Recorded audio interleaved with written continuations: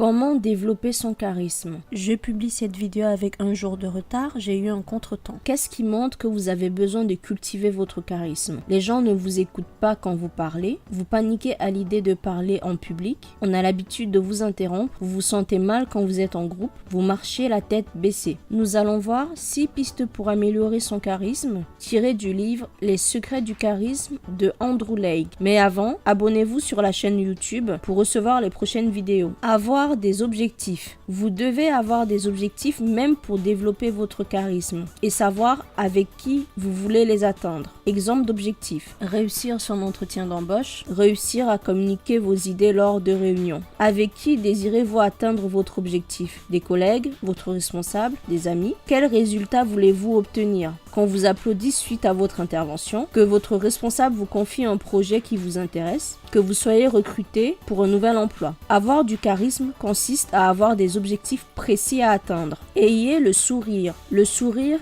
est communicatif. Autrement dit, lorsqu'on vous sourit, vous aurez tendance à répondre par un sourire. Le vrai sourire est un sourire sincère qui provient de vos émotions. Le sourire permet d'améliorer son charisme. Vous êtes perçu comme quelqu'un de chaleureux, de sympathique. Il permet également de donner une bonne impression de vous. Certaines célébrités sont connues pour leur sourire. Par exemple, l'actrice Julia Roberts. Bien s'exprimer. S'exprimer clairement avec une certaine aisance verbale. Maîtriser les registres de langue, familiers, courants et soutenus pour pouvoir basculer d'un registre à un autre. Voici quelques conseils pour mieux s'exprimer. Lire. En lisant, vous enrichissez votre vocabulaire. Écoutez les personnes qui ont une bonne élocution, s'inspirez d'eux pour vous améliorer. Pratiquez des activités qui améliorent votre expression, exemple le théâtre, le chant. Bien s'exprimer, c'est aussi s'exprimer simplement pour être compris par le plus grand nombre. Donnez des exemples concrets pour illustrer vos propos. Parlez clairement et avec un débit moyen, ni trop vite, ni trop lent. Parlez assez fort pour être entendu par votre entourage. Il s'agit aussi de bien articuler, de bien prononcer les mots. Ayez de la prestance. Votre apparence et votre look font partie intégrante de votre prestance. Vos gestes donnent également des renseignements sur vous, sur votre personnalité, votre comportement face à une situation donnée. Quel est votre look? Êtes-vous quelqu'un d'élégant, soigné ou négligé? N'oubliez pas que la première impression est un élément qui va construire la manière dont votre interlocuteur vous perçoit. Ce sont les premiers éléments que vous donnez sur vous. Soignez vos premiers contacts lors de nouvelles rencontres. La confiance en soi. Ayez une attitude d'ouverture. Agissez en ayant confiance en vous. Ne restez pas focalisé sur vos doutes. Ayez une attitude positive envers vous-même. Cela va se refléter sur votre comportement et va avoir une répercussion